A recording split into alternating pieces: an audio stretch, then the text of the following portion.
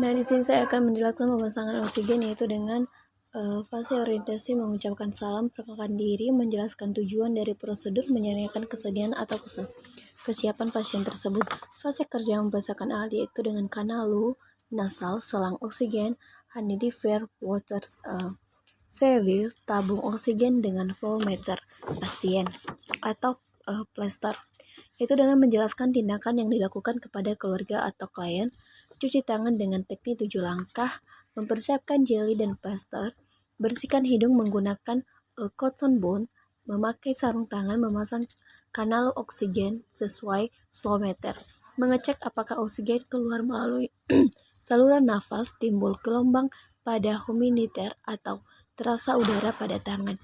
Yaitu selanjutnya melumasi nasal atau kanalu dengan jeli, memasang kanalu pada lubang hidung atau selang dengan cara melingkari kepala atau selipkan pada telinga lalu fiksasi. Itu mengatur aliran oksigen sesuai kebutuhan. Seterusnya, menganjurkan klien bernafas melalui hidung dengan mulut tertutup, yaitu mengatur pasien pada posisi semi flower atau sesuai dengan kondisi pasien. Menggunakan sarung tangan dan lambrautan mencuci tangan dan mencatat pemberian dan melakukan observasi total nilai. Nah, di sini saya juga menjelaskan tentang pemasangan infus. Pertama yang dilakukan yaitu mengucapkan salam dan memperkenalkan diri kepada pasien, menyambut keluarga klien dengan ramah, dan menjelaskan apa yang dilakukan dan persilakan klien untuk mengajukan pertanyaan. Dengan seterusnya, komunikasi dengan ibu selama melakukan tindakan ramah, sabar, dan teliti hingga terhadap keluhan ibu. Terusnya, minta persetujuan tindakan kepada klien dan keluarga dengan pengisian lebih informat atau kontak. Mencuci tangan dengan air mengalir dan sabun dan dikeringkan dengan handuk bersih atau pra dan pasca tindakan. Konten atau isi yang dilakukan dalam melakukan pemasangan infus tersebut yaitu cek catatan pasien dan program terapi cairan. Siapkan alat-alat yang diperlukan yaitu sarung tangan bersih, spuit, bengkok, pengalas, kapas, alkohol, plaster, dan gunting. Plaster yang diberi tanggal, cairan infus, kasa steril 2 kali cm, tourniquet atau manset, infus set, albuket berbagai ukuran, kom, bak instrumen. Setelah itu, menanyakan keluhan utama klien dan juga menjaga privasi klien tersebut. Letakkan pasien pada posisi flower atau spring jika tidak memungkinkan. Bebaskan lengan pasien dari lengan baju atau kemeja. Letakkan manset. Letakkan alas plastik di bawah lengan klien. Hubungkan cairan infus dengan infus set dan gantungkan. Periksa label pasien sesuai dengan instruksi cairan yang akan diberikan. Alirkan cairan infus melalui selang infus sehingga tidak ada udara di dalamnya, dan kencangkan klien sampai infus tidak menetes. Setelah itu, kencangkan liquid atau manset atau tekanan di bawah tekanan sistolik. Setelah itu, anjurkan pasien untuk mengecek dan membukanya beberapa kali. Gunakan sarung tangan, dan setelah itu berdoa terlebih sebelum memulai tindakan.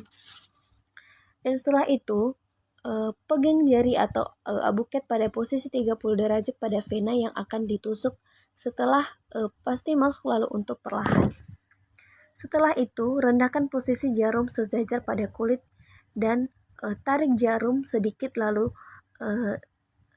terukan plastik IV catheter ke dalam vena. Setelah itu tekan dengan jari ujung plastik IV kateter, tarik jarum infus keluar. Sambungkan plastik IV kateter dengan ujung selang infus, lepaskan manset. Buka selang infus sampai dengan mengalir lancar. Setelah itu, atur tetesan infus sesuai ketentuan, pasang plaster, atur tetesan infus sesuai dengan ketentuan yang sudah diberi tanggal. Dan setelah itu berdoa setelah melakukan tindakan, rapikan alat, lepaskan sarung tangan, mengakhiri pertemuan dengan baik dan mengucapkan salam kepada pasien, melakukan tindakan dengan efektif dan efisien, menempatkan peralatan secara ergonomis. Nah, di sini juga kita akan menjelaskan tentang pemasangan NGT. Yang dilakukan yaitu dengan sambung rasa, menyapa pasien dan memperkenalkan diri, menanyakan identitas pasien, menanyakan keluhan utama, dan anamnesis singkat. Itu yang pertama kita lakukan adalah persiapan. Mempersiapkan alat dan bahan, menjelaskan indikasi pemasangan NGT sesuai dengan kondisi pasien, menjelaskan prosedur pemasangan NGT, meminta persetujuan pasien, meminta pasien duduk atau berbaring terlentang, mencuci tangan atau menggunakan sarung tangan.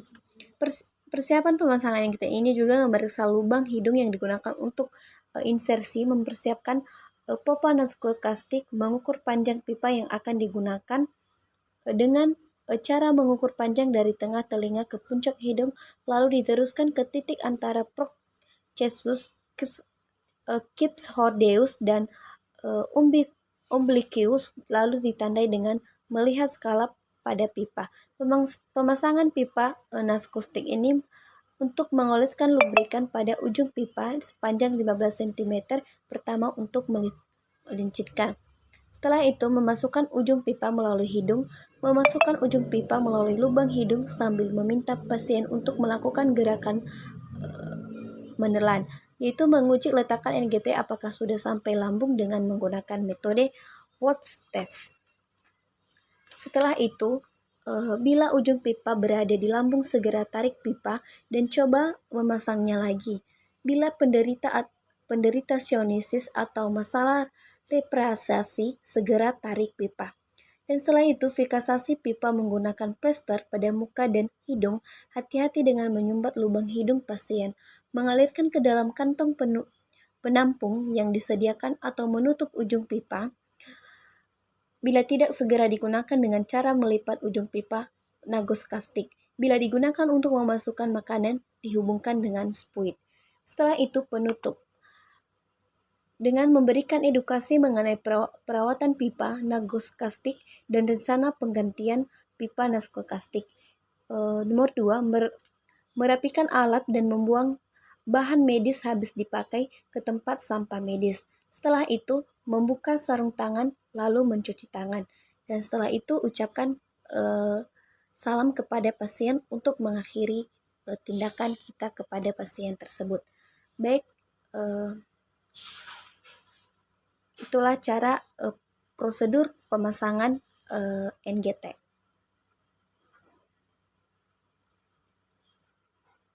Saya ucapkan terima kasih.